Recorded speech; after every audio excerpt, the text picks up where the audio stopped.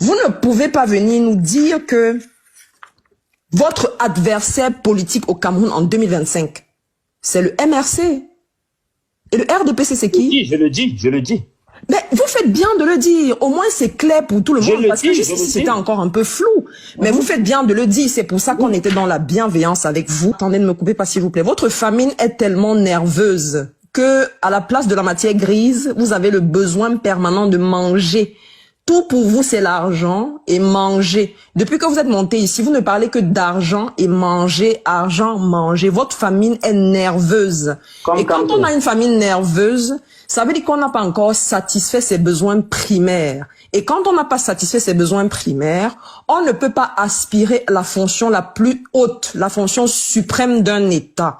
Parce que votre leader nous a dit qu'il préfère encore copiner avec le RDPC plutôt que de soutenir un autre parti ou bien coaliser avec un autre parti de l'opposition. Et vous dites que vous êtes dans l'opposition. Non, vous n'êtes ni dans l'opposition, ni dans la proposition. Vous êtes dans le besoin permanent de satisfaire vos besoins primaires, de remplir votre panse.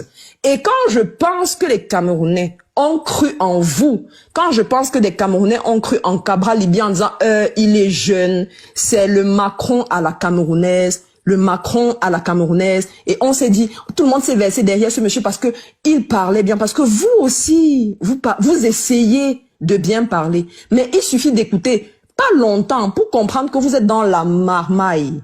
Vous ne pouvez pas venir nous dire que votre adversaire politique au Cameroun en 2025, c'est le MRC. Et le RDPC, c'est qui? Je le dis. Mais vous faites bien de le dire. Au moins, c'est clair pour tout le monde. Parce que jusqu'ici, c'était encore un peu flou. Mais vous faites bien de le dire. C'est pour ça qu'on était dans la bienveillance avec vous. Parce qu'on croyait que même si on n'est pas dans le même train, au moins on voyage sur les mêmes binaires, c'est-à-dire que sur des binaires parallèles. Mais là, vous nous avez carrément dit que vous êtes en train de venir faire une attaque frontale avec nous. Mais est-ce que vous avez la capacité? Parce que quand je vois que votre leader, quelqu'un qui aspire, je répète, à la plus haute fonction de l'État, est en train de se battre pour devenir TikToker, je ne comprends pas comment il va faire pour s'occuper des dossiers de la République. Je ne comprends pas à quel moment il va... Non, monsieur, il nous a dit l'autre jour, je suis pas en train d'inventer, il l'a dit sur un panel TikTok, il va organiser, ils vont même voir comment on va se relayer pour faire l'information. Non, monsieur Mokhtar, s'il vous plaît, soyez élégant. Je sais que vous manquez énormément d'élégance au PCRN. D'ailleurs, vous feriez mieux de vous former là-dessus. À défaut de vous former pour avoir une bonne communication, au moins apprenez à avoir un peu d'élégance politique parce que ça vous manque cruellement. Vous n'avez pas de programme politique.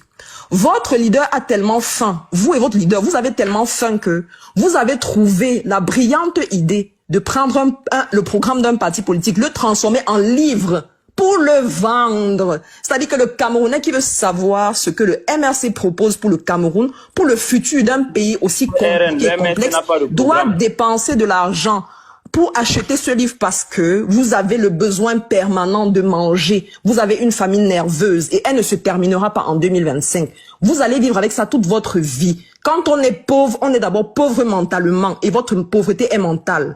Donc, voilà quelqu'un qui est en train de dire qu'il va se battre pour les Camerounais, qu'il va mourir pour les Camerounais. Mais son simple programme politique, il le vend. Ça veut dire que la personne, vous avez dit que vous allez aller à l'extrême nord, vous allez faire des meetings au nord, au grand nord, machin, parce que pour vous, comme pour le RDPC, le Nord est le bétail. Pour vous, vous voyez ces gens-là simplement comme du bétail. Les nordistes, j'en suis un, s'il vous plaît. La difficulté ne vous intéresse pas. Monsieur, s'il vous plaît, ayez l'élégance de la fermer. Ayez l'élégance de la fermer.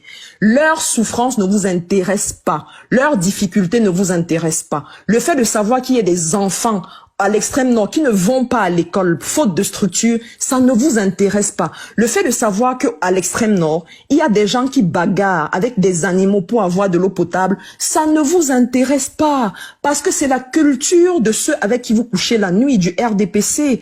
Et vous êtes en train de penser que pour que ces gens-là s'informent sur ce que vous proposez, déjà, ils n'ont pas de moyens pour se creuser un forage.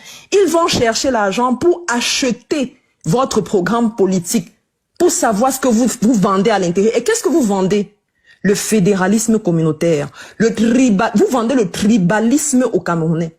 Vous le vendez, vous ne le proposez même plus comme simple document PDF qu'on peut télécharger. Vous avez trouvé la brillante idée, dans votre famine exacerbée, de transformer ça en livre pour le vendre à des Camerounais. Donc voilà la République que vous voulez gouverner.